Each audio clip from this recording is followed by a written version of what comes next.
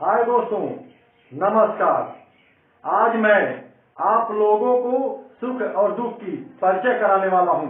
आप लोग मेरे वीडियो पर बने रहिए, समझ में आएगा सुख और दुख कहाँ रहता है और किसे कहते हैं। आज मानव मात्र सुख की तलाश करता है।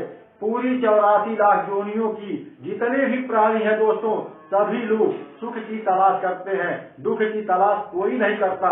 ऐसा कौन है जो दुख की तलाश करता है? ऐसा आपको कोई व्यक्ति नहीं मिलेगा जो दुख की तलाश करता हो।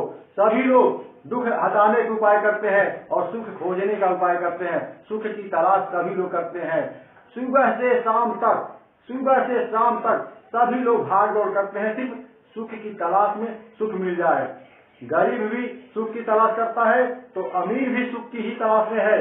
लेकिन सवाल ये उठता है, अगर गरीब सुख की खोज करता है तो जायज है, वो गरीब है, उसके जीवन में सुख नहीं है, सुख की तलाश कर सकता है। मगर जो व्यक्ति अमीर है वो सुख की तलाश क्यों करता है, जबकि उसके पास अपार धन है दोस्तों?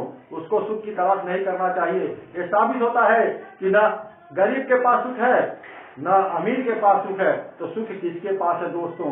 ये जानना बहुत जरूरी हो जाता है। आप लोग मेरे वीडियो पर आ ही गए हैं, चैनल पर आ ही गए हैं, तो आप मेरे चैनल को सब्सक्राइब करके बेल आइकन को प्रेस कर दीजिए और लाइक का बटन क्लिक कर दीजिए। दोस्तों, आज मैं बताने वाला हूँ, सुख से परिचय कराने वाला हूँ, सुख रहता कहाँ है दोस्तों। ये जानना बहुत जरूरी है, क्योंकि सुख सभी को चाहिए, दुख किसी को नहीं चाहिए दोस्तों। आजकल देखिए, सभी लोग भाग भाग करके सुख की तलाश करते हैं, लेकिन सुख कहाँ रहता है? सुख कहाँ रहता है किसी को नहीं पता। लेकिन मैं बताता हूँ, न सुख आपको गरीबी में मिलेगा, न ही सुख आपको अमीरी में मिलेगा, न धन कमाने में मिलेगा, न तो धन इकट्ठा करने में मिलेगा, न तो धन गंवाने में सुख मिलेगा। तो आप लोग सोचेंगे सुख मिलेगा कहाँ? सुख देखिए दोस्तों, सुख अपने भीतर है। जो चीज भीतर है बाहर ढूंढने से नहीं मिलेगा दोस्तों। इसलिए बाहर सिर्फ आपको धन दौलत, इन आंखों से जितनी चीजें दिखती है वो चीजें ही दिखती है, लेकिन आपको सुख दिखाई नहीं देगा, क्योंकि संसार में कोई सुखी नहीं है और संसार में सुख जैसा कोई वस्तु नहीं है जो सुख दे सके। जब सुख भीतर है तो बाहर कहाँ मिलेगा? जैसे एक उदाहरण देकर के आपको समझाना चाहेंगे। जैसे आप लोग दिन भर काम करते हैं, थके हारे होते हैं, थक जाते हैं, लेकिन जब रात्रि को आकर के बिस्तर पर सो जाते हैं तो उस समय आपको क्या मिलता है? शांत मन से सोचिए।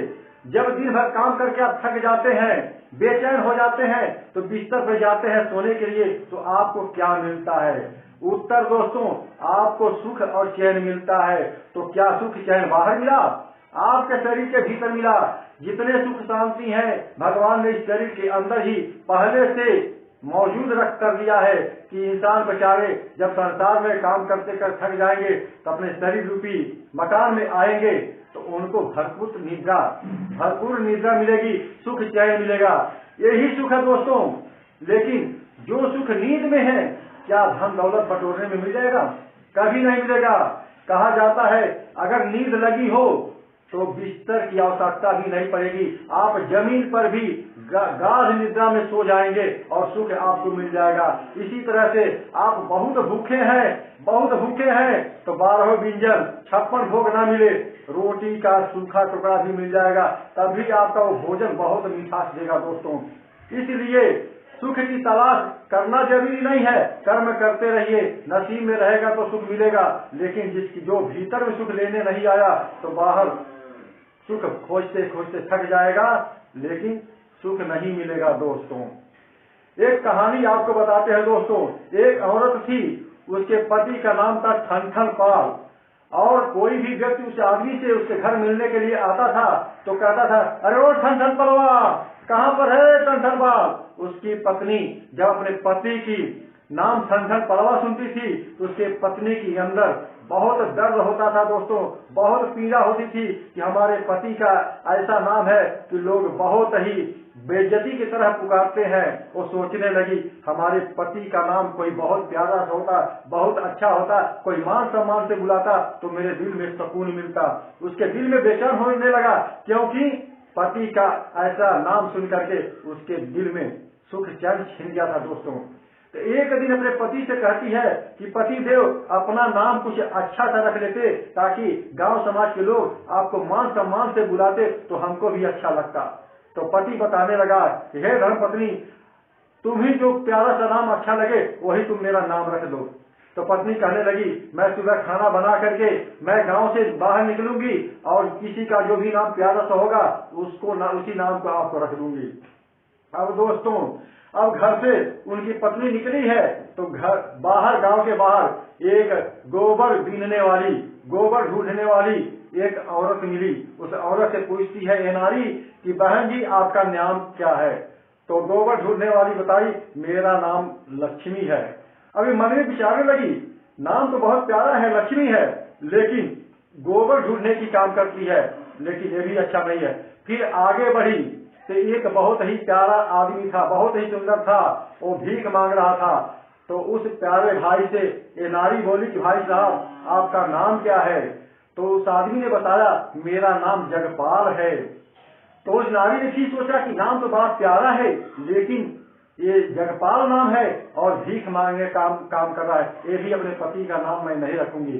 फिर आगे बढ़ती है तो एक मुर्दा जा रहा है, राम बोलो भाई राम, राम नाम सत्य है बोलते हुए मुर्दे को ले जा रहे थे। तो नारी ने किसी व्यक्ति से वहां पूछा कि भाई साहब ये कौन मर गया है? तो उसका नाम बताया गया अमरदास, उसका नाम अमरदास है। अब ये सुनकर के वो नारी घबराने लगी कि नाम है अमरदास और बेचारा मर गया, नाम तो बड़ा प्यारा है। तो वही सोचने लगी कि सबसे अच्छा तो मेरा ठन पाल है, कम से कम। हाँ, तो कहने लगी दोस्तों, आकर घर कहने लगी, कहता है कि गोबर ढूंढत है लक्ष्मी, भीख मांगे जगपाल। सुनिए ध्यान से, गोबर ढूंढत है लक्ष्मी, भीख मांगे जगपाल, अमर सिंह तो मरत है, अच्छा है मेरा ठन पाल। कम से कम 2000 महीना तो कमाता है, उसको अब सुख मिल गया। गांव भर में नाम ढूंढा तो नाम नहीं पाया, तो उसको दिल में सुकून मिल गया, सुख मिल गया कि सोचने लगी हमारा ठन पाला ही ठीक है दोस्तों, कि कम से कम 2000 रुपये महीना तो कमा करके देता है। तो जब तक चारों ओर से वृत्तियां समेट करके जब तक अपने आप में नहीं लगाएंगे, अपने आप में सुख नहीं खोजेंगे, तो बाहर आपको सुख नहीं मिलेगा। धन कमाने से क्या मिलेगा? धन आप बहुत कमा लेंगे, लेकिन उस धन से आप सिर्फ कपड़े बनवा सकते हैं, रहने के लिए मकान बनवा सकते हैं और अच्छा भोजन ले सकते हैं, लेकिन अच्छा भोजन करने वाला भी सुखी नहीं होता है, अच्छा कपड़ा पहनने वाला भी सुखी नहीं होता है, और अच्छे मकान में रहने वाला दोस्तों कभी सुखी नहीं होता है। अगर सुख खोजिए तो सुख आपके भीतर मिलेगा।